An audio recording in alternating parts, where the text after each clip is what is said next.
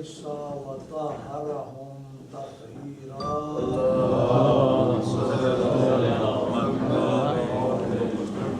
ولعنة الله على أعدائهم يوم عداوتهم إلى قيام يوم الدين. أما بعد، فقد قال الله سبحانه وتعالى في محكم كتابه الكريم: وهو أصدق القائلين وقوله الحق. بسم الله الرحمن الرحيم. فاسألوا أهل الذكر إن كنتم لا تعلمون. صلوات بھیجیں محمد. اللهم صل على محمد. اللهم صل على محمد وعلى محمد. پھر بھی صلوات بھیجیں. اللهم صل على محمد وعلى محمد. اللهم صل على محمد وعلى محمد. ہماری گفتگو جو ہے وہ وضو کے متعلق ہو رہی تھی. سب سے پہلے ہم نے اس درس میں کتاب طہارت سے شروع کیا ہے. بہت ضروری ہے کہ ہم ان احکام کو سمجھیں اور اس کے بعد جو ہے پھر عمل ہمارا جو ہے وہ درست ہو. تو ہم نے گزشتہ درس میں یا اس سے بھی گزشتہ درس میں مسئلہ تقلید پر گفتگو کی تھی اور پچھلے درس میں وضو کے متعلق بات چیت ہوئی اور اس میں فقط 4 چیزوں کا ذکر کیا گیا کہ 4 چیزیں ایسی ہیں کہ جن کا وضو میں ہونا ضروری ہے، جن کو فرائض وضو میں بھی کہا جا سکتا ہے.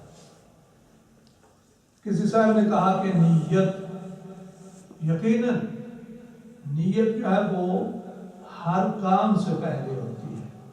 ہم نے کہا کہ وضو میں 4 چیزوں کا ہونا ضروری ہے.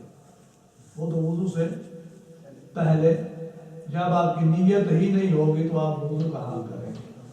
لہذا نیت کا ہونا تو ہر حال میں ضروری ہے. انما الاعمال بالنیات، کہ اعمال کا دار و مدار جو ہے وہ نیتوں پر ہوتا ہے. تو 4 چیزیں میں نے آپ کی خدمت میں پیش کی کہ یہ فرائض وضو میں سے ہیں اور یقیناً آپ کو یاد بھی ہوں گی، اسی لیے میں نے کہا تھا کہ ساتھ ساتھ نوٹ کرتے رہیں. بہرحال آج کا درس جو ہے ان چیزوں میں ہماری گفتگو ہوگی کہ جو وضو کو باطل کر دیتی ہے. 4 فرائض میں سے ہیں کہ اگر وہ نہ ہو تو وضو درست نہیں ہے. اگر یہ چیزیں 10 چیزیں ہیں کہ اگر یہ آ جائے ان میں سے کوئی ایک ہو تو پھر بھی وضو ناقص ہو جاتا ہے، باطل ہو جاتا ہے، ٹوٹ جاتا ہے. وہ کون سی چیزیں ہیں؟ فرماتے ہیں وَيَنْقُضُهُ عَشْرَةَ أَشْيَاءٍ. اس وضو کو 10 چیزیں جو ہے وہ ناقص کر دیتی ہیں، باطل کر دیتی ہیں. ان میں سے پہلی چیز البول. اگر انسان وضو کی حالت میں ہے اور اسے پیشاب آ جاتا ہے تو جب وہ ٹوائلٹ میں جائے گا، پیشاب کرے گا تو اس سے اس کا وضو جو ہے وہ ٹوٹ جائے گا، باطل ہو جائے گا. یہ نہیں کہ میں نے تو وضو کیا ہوا تھا اب میں گیا ہوں تو اس میں کیا حرج ہے. نہیں، ان چیزوں کا جاننا بہت ضروری ہے، خاص طور پر جوانوں کے لیے، بچوں کے لیے. تو ایک چیز تو ہے کہ بول جو ہے وہ وضو کو توڑ دیتا ہے. اب سوال یہ پیدا ہوتا ہے کہ بسا اوقات انسان جو ہے وہ ایسی حالت میں ہوتا ہے کہ اسے شہوت آ جاتی ہے اور جب شہوت آتی ہے تو اس کے بعد ایک حالت ہوتی ہے کہ جس میں کچھ رطوبت خارج ہوتی ہے. اب وضو کی حالت میں تھا، اب اس کے لیے کیا ہونا ہے؟ اب وہ کیا کرے کہ اس کا وضو باطل ہو گیا ہے دوبارہ سے وضو کرے یا اس کا وہ وضو جو ہے اپنی پہلی حالت پر موجود ہے. سوال پیدا ہوتا ہے نا جی کہ میں وضو میں تھا لیکن مجھ پر کچھ ایسی کیفیت طاری ہوگی کہ جس کی وجہ سے مجھے شہوت آئی اور شہوت کے بعد یعنی بغیر کسی جماع کے بغیر کسی دخول کے اور وہ جو ہے شہوت جب ختم ہوئی تو اس کے بعد ایک رطوبت خارج ہوتی ہے جس کو علماء نے 3 نام دیے ہیں. ایک وضی ہے، ایک مضی ہے، ایک ودی ہے. یہ 3 چیزیں ہیں. انشاءاللہ ہم ان کے بارے میں گفتگو جو ہے وہ کریں گے. تو کب یہ وضو کو باطل کر دیتی ہیں اور کب وضو کو باطل نہیں کرتی. علماء فرماتے ہیں کہ اگر بندے نے وضو سے پہلے جب اسے بول آیا ہے، پیشاب کیا ہے اور پیشاب سے فارغ ہوا ہے تو اس نے اگر استبراء کیا ہے اور اس استبراء کے بعد وضو میں گیا ہے، اب اگر یہ اس کے ساتھ کیفیت ہو جاتی ہے اور اس کے بعد کوئی رطوبت خارج ہوتی ہے تو وہ پاک سمجھی جائے گی. اس سے نہ تو کپڑے نجس ہوتے ہیں اور نہ ہی وضو باطل ہوتا ہے. لیکن اگر ہم نے بول تو کیا ہے لیکن اس کے بعد ہم استبراء میں گئے ہی نہیں، ہم نے استبراء کیا ہی نہیں، اب ہم نے وضو کر لیا، وضو ہمارا ٹھیک ہے. اب یہ کوئی کہے کہ اگر ہم استبراء نہیں کرتے تو کیا ہمارا وضو ٹھیک ہوگا؟ ہاں یقیناً وضو ٹھیک ہوگا. لیکن اگر وضو کی حالت میں آپ کو کوئی رطوبت خارج ہو جاتی ہے اس مقام سے تو پھر وضو باطل ہو جائے گا. اس لیے کہ اس کا غمان زیادہ سے زیادہ جو ہے وہ بول کی طرف چلا جاتا ہے کہ کوئی راستے میں بول رک گیا تھا، اب وہ خارج ہو گیا ہے تو ظاہر ہے جب بول خارج ہوگا تو کپڑے بھی نجس ہو جائیں گے اور وضو بھی باطل ہو جائے گا. اس لیے علماء فرماتے ہیں کہ جب انسان طہارت کرتا ہے، بول کرتا ہے تو اسے استبراء کر لینا چاہیے تاکہ یقین ہو جائے کہ اب کوئی ایسی رطوبت باقی نہیں رہی. یہ تو عام حالات میں ہے. اگر بندہ جمع کرتا ہے، ظاہر سی بات ہے کہ جب جمع کرتا ہے تو اس کے بعد اگر نماز کا ٹائم داخل ہو گیا ہے تو اس پر غسل واجب ہو جاتا ہے. اگر نماز کا ٹائم داخل نہیں ہوا تو استحباب کی نیت سے غسل کرے گا.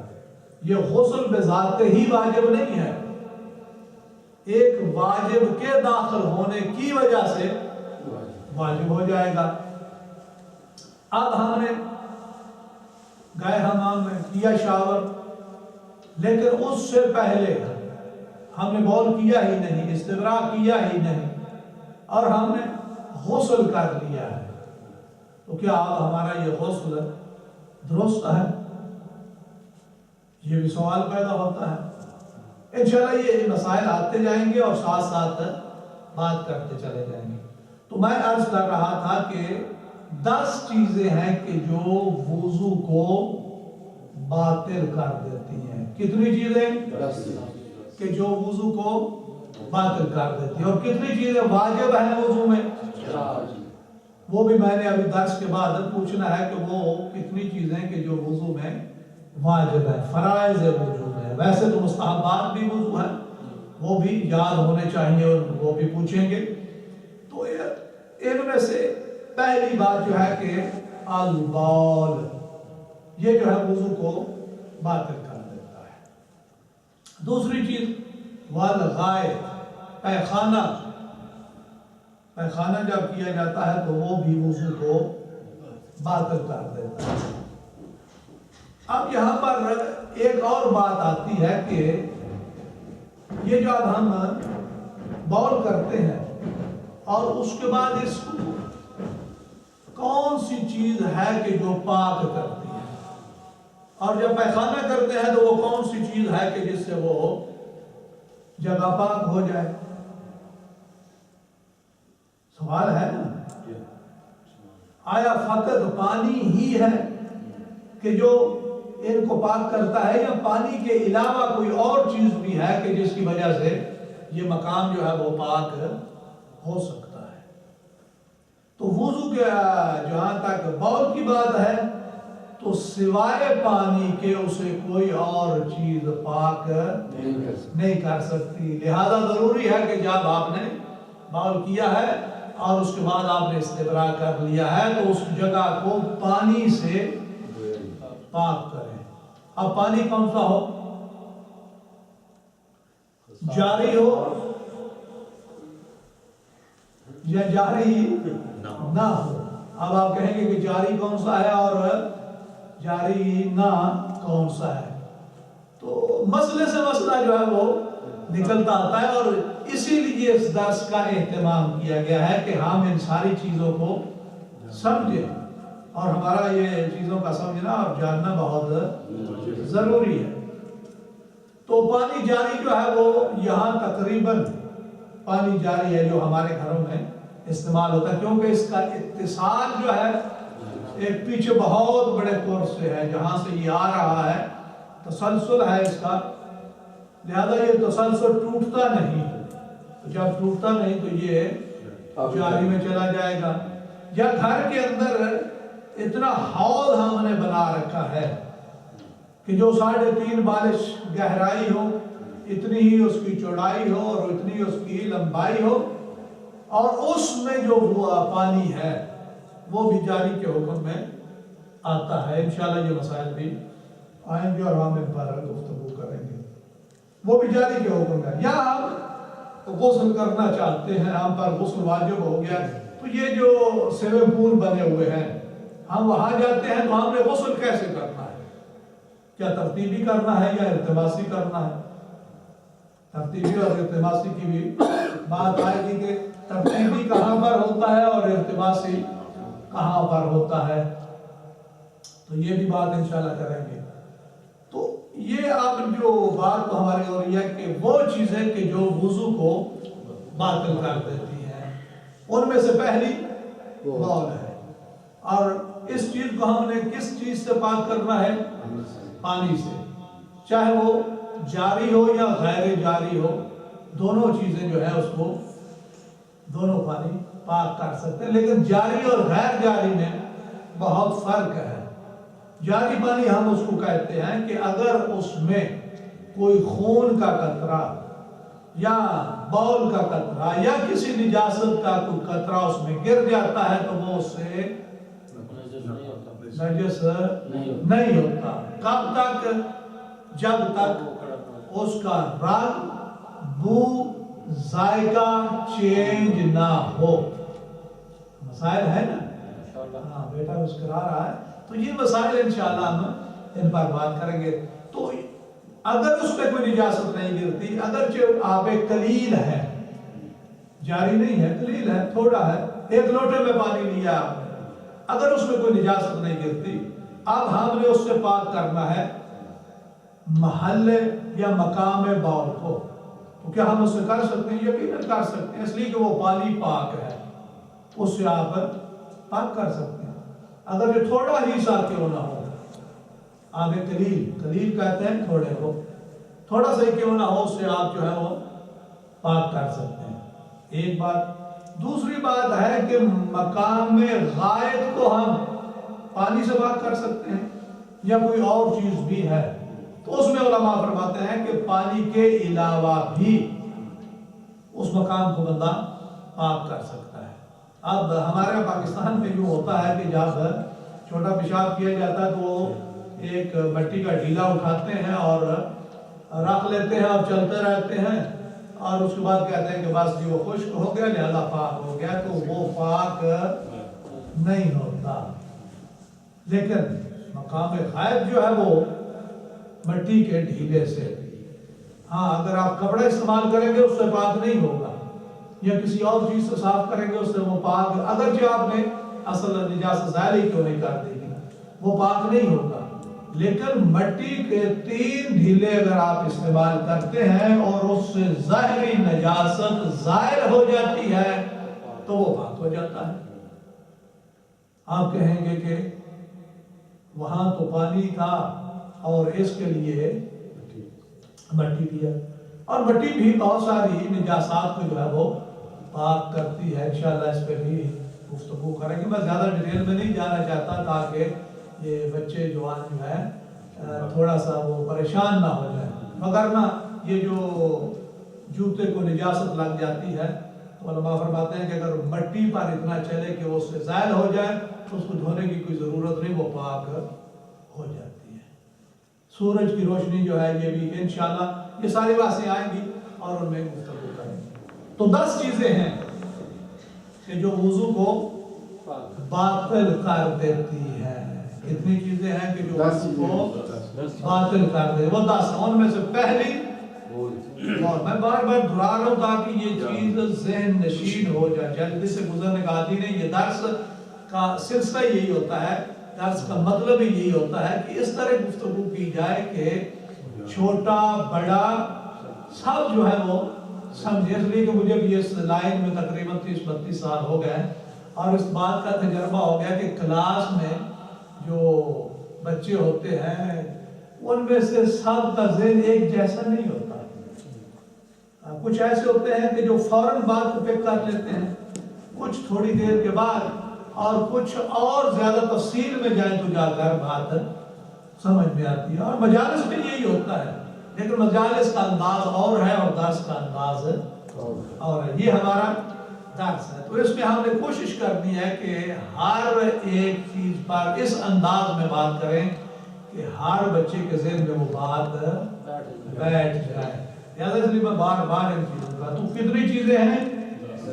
10 کہ جو باطل کر دیتی ہیں. ان میں سے پہلی بول ہے، اور دوسری الغائط، یہ پیخانہ، بڑا پیخانہ جس کو ہم کہتے ہیں، تو وہ بھی وضو کو باطل کر دیتا ہے. تیسری چیز کہ جو وضو کو باطل کرنے والی ہے وہ کون سی ہے؟ الریح، ہوا کا خارج ہو جانا. عربی میں سے ریح کہتے ہیں، جسے ہم کہتے ہیں کہ ہوا خارج ہو گئی. تو یہ بھی وضو کو باطل کر دیتی ہے، اس سے بھی وضو باطل ہو گیا. ابھی چند دن پہلے ایک صاحب مجھ سے سوال کر رہے تھے، بزرگ ہیں، اسی ادارے کے ساتھ وہ ریلیٹڈ ہیں اور اچھے خاصے معتبر بندے ہیں، اور بہت مجھے دل کو یہ بات اچھی لگی کہ وہ انہوں نے کوئی شرم نہیں کیا. لیسا حیا فی الدین، دین کو سمجھنے میں شرم حیا کی کوئی ضرورت نہیں ہے. یہ اگر آپ حیا میں رہیں گے، شرم میں رہیں گے تو مسئلہ کہاں سے پوچھیں گے، کہاں سے واقفیت ہو، کہاں سے جانیں گے. تو انہوں نے کہا کہ مولانا میرے ساتھ ایسا واقعہ ہوتا کہ میں یوں سمجھتا ہوں کہ اکثر و بیشتر میں ہوا خارج ہو رہی ہے، حالانکہ ہوتا ایسا نہیں ہے، لیکن میں اس چیز میں ہوں، اس کیفیت میں ہوں، اور اب مجھے سمجھ نہیں آ رہی. میں نے وضو کیا ہے اور میں نماز پڑھ رہا ہوں اور مجھے ایسے محسوس ہوتا ہے. میں نے کہا کوئی یقین ہے؟ کہا نہیں. تو میں نے کہا کہ یہ تو منظر شک ہے. تو یہاں پر علماء کیا فتویٰ دیتے ہیں؟ علماء کیا فرماتے ہیں کہ کثیر الشک جو ہے وہ اپنے شک کی پرواہ نہ کرے. اسی طرح نماز میں بھی ہے، جو بار بار بھول جاتا ہے، بار بار اس کو جب یاد نہیں، میری پہلی ہے، دوسری رکعت ہے، یا دوسری میں ہوں یا تیسری میں یا چوتھی یا پہلی یا چوتھی میں ہوں، بھول جاتا ہے بندہ. بیماری بھی ہوتی ہے یہ. تو آپ اس کے لیے کیا حکم ہے؟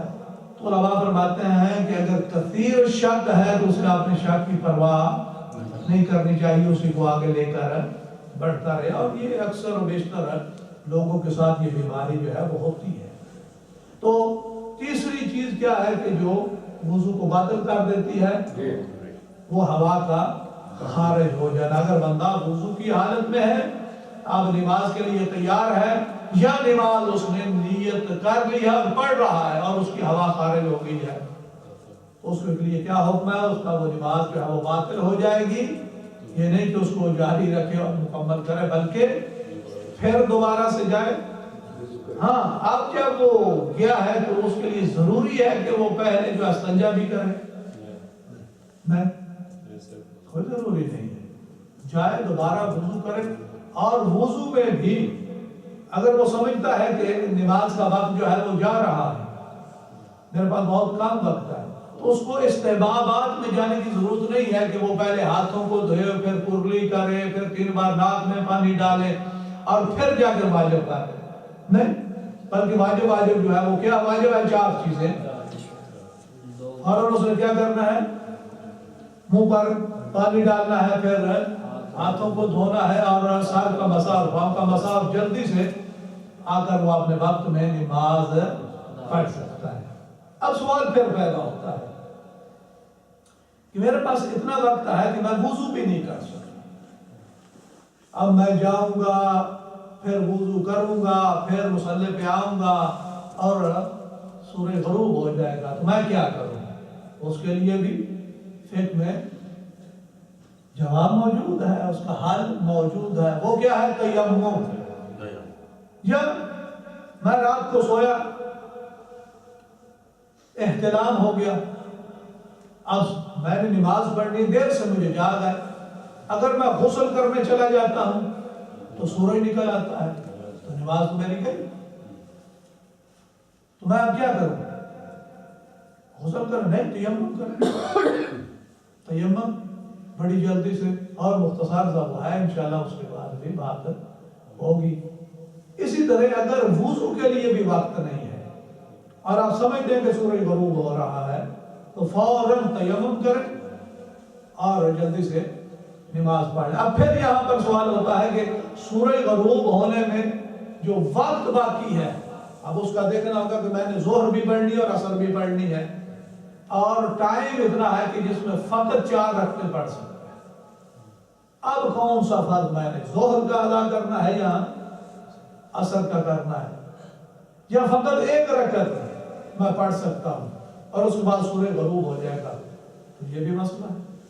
تو یہ مسائل جو ہیں انشاءاللہ سارے جو ہیں آئیں گے، اور ایک ایک مسئلے پر ہم تفصیل کے ساتھ گفتگو کریں گے۔ تو تیسری بات کون سی ہے؟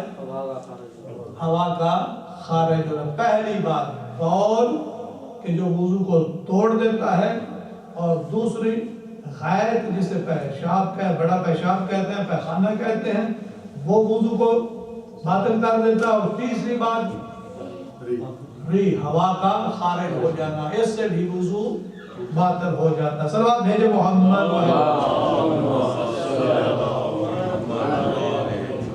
چوتھی چیز کہ جو وضو کو باطل کر دیتی ہے، فرماتے ہیں المنی۔ منی بھی یہ نہیں کہ جو انگلش میں آپ کہتے ہیں منی، پیسوں کو، یہ نہیں کہ جب بندہ جمع کرتا ہے تو اس سے جو ہے جو چیز خارج ہوتی ہے اس کا نام منی ہے، یا انسان خواب کی حالت میں تھا تو اسے احتلام ہو گیا ہے، تو اب وہ نجاست جو خارج ہوئی اس کا نام منی ہے۔ اگر وہ خارج ہوتی ہے اور وہ انسان جو ہے وہ وضو کی حالت میں ہے، ظاہر سی بات ہے اگر وضو کی حالت میں ہے تو وہ سو تو نہیں رہا، وہ تو بیدار ہے۔ اب اس نے وضو کیا ہے اور منی خارج ہوگی، کیسے خارج ہوگی؟ ظاہر سی بات ہے یا جمع کرے گا یا کوئی اور ایسا آلہ استعمال کرے گا، کوئی ایسا حربہ استعمال کرے گا کہ جس سے وہ منی خارج ہو گئی ہے، تو وہ بھی وضو کو باطل کر دے گی۔ اور منی کے نکالنے کے بہت سارے طریقے جو ہیں وہ ایجاد کر لیے گئے ہیں، جو کہ شرعاً حرام ہے، شرعاً حرام ہے، لیکن یہ زمانہ جو ہے وہ ان چیزوں کی طرف زیادہ جلدی سے بڑھ رہا ہے، اور عامت الناس کو خراب کرنے کے لیے بہت ساری انہوں نے چیزیں جو ہے وہ ایجاد کر دی ہیں، جس سے انسان جو ہے یہ ان واقعات میں گھس جاتا ہے اور یہ مسائل پیدا ہو جاتے ہیں۔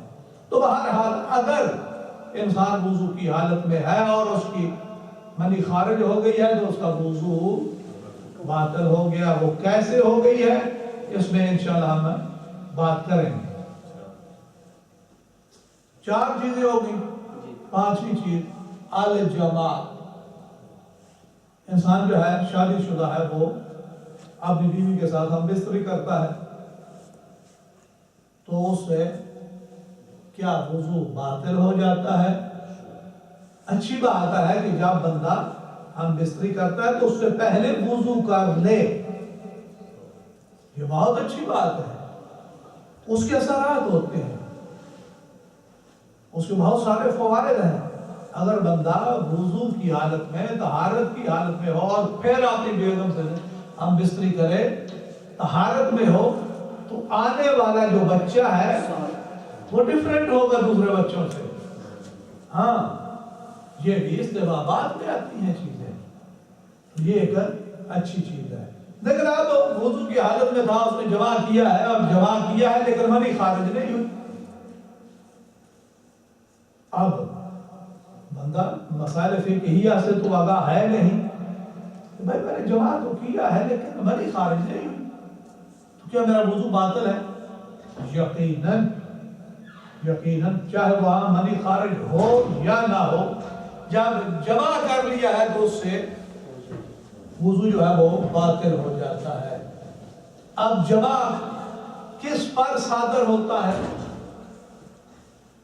کیا بغیر دخول کے بھی ہم اس کو جمع کہتے ہیں، یا دخول، ہاں دخول ہو جائے تو اسے جمع کہتے ہیں، اور کتنا وہ بھی اس پر انشاءاللہ علیکم السلام ورحمۃ، سلام بھیجے محمد۔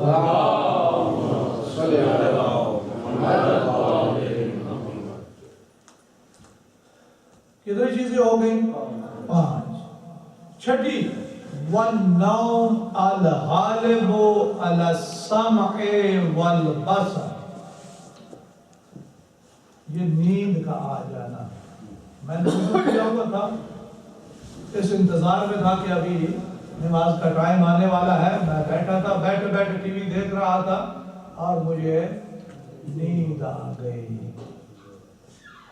اب آنکھیں کھلی تو اذان ہو رہی ہے، آیا میں جو وضو کر کے بیٹھا تھا اس سے میری نماز ہو جائے گی، کیونکہ میں تو اس لیے وضو کر کے بیٹھا تھا کہ ابھی نماز کا ٹائم آنے والا ہے، اور میں یہ اچھی صفات میں سے ہے کہ نماز کا وقت داخل ہونے سے پہلے بندہ جو ہے وہ وضو کی حالت میں، یہ اچھی صفت ہے، اور مومن ہمیشہ جو ہے وہ تیار رہتا ہے وضو کر کے۔ ویسے بھی اگر عام حالات میں وضو میں رہے تو اس کے بھی اثرات ہوتے ہیں، خیر و برکات ہوتی ہیں۔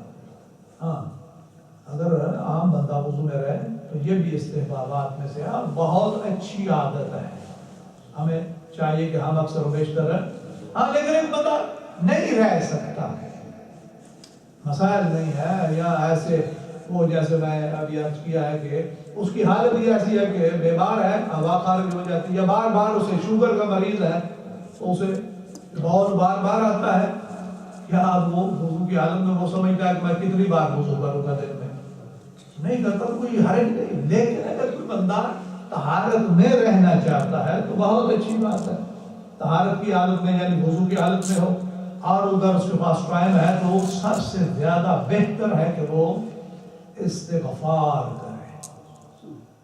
ہاں، اس لیے کہ میں وہ پڑھ رہا تھا، ایک آدمی دن سے سن بھی رہا تھا کہ بندہ ایسا ہوتا ہے کہ اس سے بدبو آتی ہے۔ بدبو کس کی آتی ہے؟ اس کے گناہوں کی، گناہ کرتا ہے، اتنے گناہ کرتا ہے کہ وہ تو سمجھتا ہے کہ میں ہر روز نہا لیتا ہوں، میں تو بڑا صاف ستھرا ہوں، مجھ سے کیا، لیکن دوسروں کو اس سے بدبو آتی ہے۔ وہ تو نہیں محسوس کر رہا لیکن دوسرے محسوس کر رہے، لیکن کون محسوس کرے گا؟ وہ کہ جو متقی ہوگا، جو پرہیزگار ہوگا، یہ نہیں کہ وہ خود اس سے بھی زیادہ گنہگار ہو تو وہ محسوس کرے، نہیں، جو خود تقوی میں رہتا ہے، طہارت میں رہتا ہے، استغفار کرتا ہے، تو اس کا حل جو بتایا گیا معصومین علیہ السلام نے، جو اس کا حل بتایا ہے کہ آپ نے یہ اس بدبو کو کیسے دور کرنا ہے، کثرت الاستغفار، کثرت کے ساتھ استغفار کریں، اس سے یہ ہماری بدبو جو ہے وہ دور ہو جاتی ہے۔ اب آپ جانتے ہیں کہ جب بدبو آتی ہے تو فرشتے بھی، پھر رحمت کا فرشتہ بھی اس سے دور بھاگنے کا، اگر ہم چاہتے ہیں کہ رحمت کا فرشتہ ہمارے ساتھ ساتھ رہے تو ہمیں طہارت میں رہنا چاہیے، تو کیا کرنا ہے؟ طہارت میں ہے اور استغفار کریں گے. اور اب کہیں گے اگر بندہ طہارت میں رہ کر استغفار کرتا ہے یا درود پڑھتا ہے یا کوئی عبادت کرتا ہے تو اس کا ایک اپنا ثواب ہے. اگر طہارت میں نہیں، وضو میں نہیں ہے تو کیا استغفار نہیں کر سکتا؟ کر سکتا ہے، کیونکہ نجس تو نہیں ہے، صرف وضو نہیں کیا نا. استغفار، اس استغفار کا ثواب اور ہوگا. اگر وضو میں رہ کر استغفار کر رہا ہے تو اس کا ثواب. قرآن مجید میرے سامنے پڑا ہے، میں نے قرآن کی تلاوت کرنی، میں نے وضو نہیں کیا، کیا میرے پاس واجب ہے کہ میں وضو کروں اور پھر قرآن کی تلاوت کروں؟ نہیں، واجب نہیں. ہاں واجب اس وقت ہے کہ جب میں اس کے حرفوں کو ٹچ کروں گا. اگر قرآن کے حرفوں کو ٹچ کرنا ہے تو پھر وضو ضروری ہے. آپ بغیر وضو کے قرآن کے حروف کو ٹچ نہیں کر سکتے. ہاں اگر آپ نے ان حروف کو ٹچ نہیں کرنا، فقط آپ نے ایسے کھول لیا ہے اور آپ پڑھ رہے ہیں تو عبادت تو ہو رہی ہے، تلاوت تو ہو رہی ہے، لیکن اس کا ثواب جو ہے وہ اور ہے، اور طہارت میں رہ کر پڑھنے کا ثواب اور ہے. لہذا ہمیں کوشش کر کے جائے کہ جب ہم قرآن مجید کی تلاوت کرنے جائیں، اللہ کی مقدس کتاب ہے، تو ہمیں چاہیے کہ ہم پہلے وضو کر لیں. وضو کر کے پھر ہم پڑھیں تو اس کا لطف ہی اور ہے. کوشش کریں کہ بندہ اکثر بیشتر جو ہے وہ وضو کی حالت میں رہے. سوال بھیجو محمد. تو ہم گفتگو کر رہے تھے کہ چھٹی بات جو ہے جو وضو کو باطل کر دیتی وہ کیا ہے؟ النوم غالب علی السمع والبصر. اب میں بیٹھا ہوں، میری آنکھیں بند ہیں، تو کیا میرا وضو باطل ہو جائے گا؟ ہاں سوال ہے نا. میں بیٹھا ہوں، بیٹھے بیٹھے میں ٹی وی دیکھ رہا ہوں اور میری آنکھیں بند ہیں، کیا میرا وضو باطل ہو گیا؟ فرماتے ہیں نہیں، وہ نوم کہ جو سننے پر بھی غالب آ جائے اور دیکھنے پر بھی، یعنی اگر آپ کو کوئی بلا رہا ہے تو آپ سن نہیں رہے، یا ٹی وی لگا ہوا ہے اس کی آواز آپ نہیں سن رہے، اس کا مطلب ہے کہ آپ سن رہے ہیں، یا آپ کی آنکھیں اتنی بند ہیں کہ اب آپ دیکھ نہیں رہے. بعض اوقات ہوتا ہے بندہ جاگ رہا ہوتا ہے، بیٹھا ہے، آنکھیں بھی بند ہیں لیکن سن تو رہا ہے، تو اس سے اس کا وضو باطل ہے. اس کا مطلب ہے کہ وہ بیدار ہے. لیکن ایسی نو آ گئی ہے کہ آنکھیں بھی بند ہیں اور کانوں سے بھی نہیں سن رہا، اتنی نیند غالب آ گئی ہے تو پھر وہ اس کا وضو باطل ہو جاتا ہے. اب اسے جاگ آئی، اذان ہو رہی ہے، میں نے نماز پڑھنی ہے، تو جائے دوبارہ سے وضو کرے. تو یہ چھٹی بات ان 10 چیزوں میں سے چھٹی بات کیا ہے کہ جو وضو کو باطل کر دیتی ہے؟ وہ ہے نیند کا اس انداز میں غالب آ جانا کہ جس سے انسان نہ سن سکے نہ دیکھ سکے. وہ نیند بھی وضو کو باطل کر دیتی ہے. انغمار العقل بالاوقات المانعہ لصاحبہ من الفہم. بسا اوقات اتنا وہ انسان کے ذہن پر وہ چیز غالب ہو جاتی ہے، غمار خماری آ جاتی ہے کہ وہ بات سمجھ ہی نہیں رہا. اس کا مطلب ہے کہ ذہن سویا ہوا ہے، تو اب اس کے لیے کیا حکم ہے؟ تو اگر اس پوزیشن میں چلا گیا، اس حالت میں چلا گیا ہے تو پھر بھی وضو باطل ہے. اب کچھ چیزیں ہیں کہ جو عورتوں کے لیے ہیں. والحیض، اگر عورت کو حیض آ جائے یا استحاضہ آ جائے، وَمِمَّا هُوَ دُونَ الْمُوجِبُ لِلْغُسْلِ مِنْهَا فِي أَوْقَاتِ الصَّلَاةِ. کچھ اور چیزیں ہیں کہ جو اوقات صلاۃ میں ان سے صادر ہو جائیں. تو اب چونکہ سارے جائنٹ بیٹھے ہیں تو ہم انہی مسائل پہ ڈسکس کرتے ہیں کہ جو ہمارے متعلق ہے. تو کتنی چیزیں ہیں؟ 10 چیزیں ہیں. جن میں سے میں نے 7 چیزیں آپ کی خدمت میں پیش کی ہیں. 3 چیزیں جو ہیں وہ لیڈیز کے لیے مختص ہیں جو ہم اس پر بات نہیں کرتے. صلوات بھیجو محمد.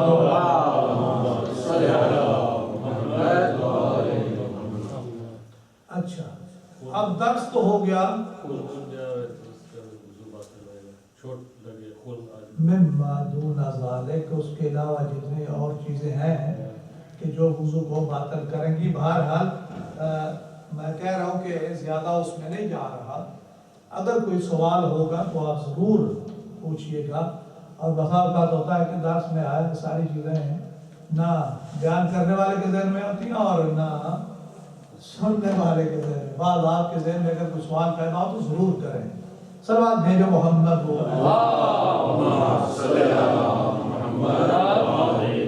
پچھلے درس میں ہم نے 4 چیزیں بیان کی تھی کہ جو فرائض وضو میں سے ہیں، اور آج کے درس میں 10 چیزیں ہیں کہ جن میں ہم نے 7 بیان کی. 3 کا ہمارے ساتھ تعلق نہیں، لہذا ہم نے ان کو بیان نہیں کیا، لیکن 10 چیزیں ہیں کہ جو وضو کو باطل کرتے ہیں. آپ کو کچھ سوال ہے بسم اللہ اس کے ریلیٹڈ ہو، میں کی بحث ہم نے یہاں نہیں کرنی. اس درس میں اسی چیز کے متعلق جو سوال ہے تو اگر کسی کے ذہن میں کوئی بات آ رہی ہے تو وہ ضرور پوچھیں. جیسے ابھی ہمارے نعمت اللہ بھائی نے کہا ہے کہ اس نے وضو کیا ہوا ہے اور اس کو خون آ گیا ہے، تو کیا یہ وضو کو باطل کر دیتا ہے؟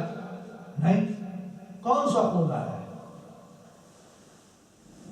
اگر تو مرد ہے تو مرد کو اگر خون آیا تو کوئی چوٹ آئی ہوگی، تو اگر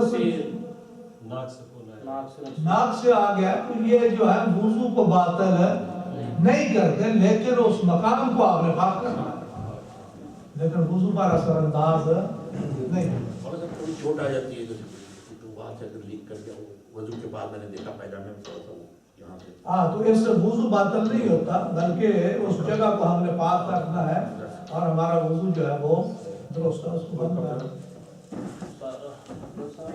جی نماز جس طرح باطل ہو جاتی ہے.